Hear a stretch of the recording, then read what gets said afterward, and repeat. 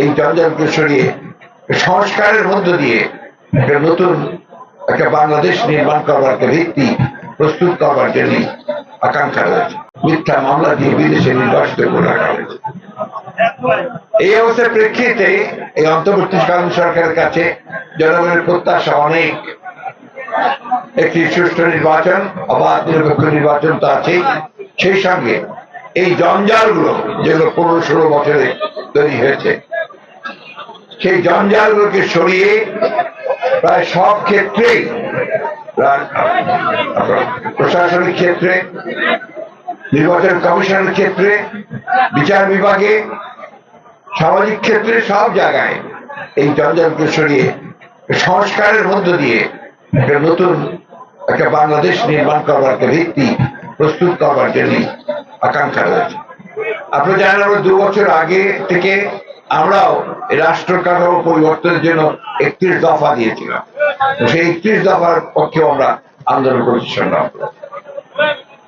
আমি যে কথা বলতে চাচ্ছি সে কথা হচ্ছে, এই সরকারকে আমি বলেছি আগেই, তাকে অন্যান্য সরকারগুলোর মতো দেখতে হবে না। তাদেরকে সময় দিতে হবে যাতে করে তারা অন্তত একটা অবাধ সুষ্ঠু নিরপেক্ষ নির্বাচনের একটা ক্ষেত্র তৈরি করতে পারেন, আমরা যেটাকে বলি লেভেল প্লেইং ফিল্ড তৈরি করতে পারেন, এবং মানুষের আশাগুলোকে বাস্তবায়িত করবার একটা ভিত্তি তৈরি করতে পারেন। যাকে দায়িত্ব আমরা দিয়েছি তিনি হচ্ছেন এই দেশের একজন অত্যন্ত বরেণ্য ব্যক্তিত্ব, নোবেল পুরস্কার প্রাপ্ত আমাদের প্রফেসর ডক্টর ইউনূস। তিনি শুধু দেশে নয়, সারা পৃথিবীতে তিনি অত্যন্ত সম্মানিত একজন ব্যক্তি।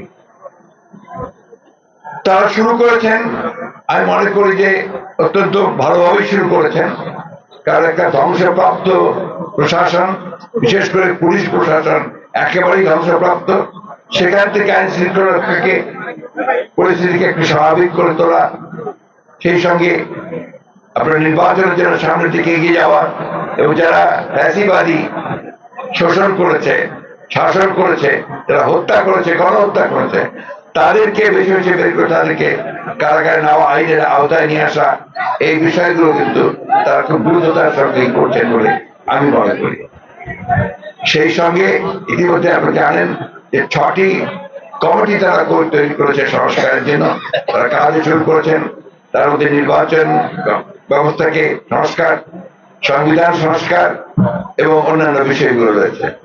তো সেই ক্ষেত্রে অবশ্যই আমাদেরকে একটু সহনশীল হয়ে এই সংস্কারের বিষয়গুলোকে যেন তারা শেষ করতে পারেন, সেই সময়টুকু আমাদেরকে তাদেরকে অবশ্যই দেওয়া উচিত।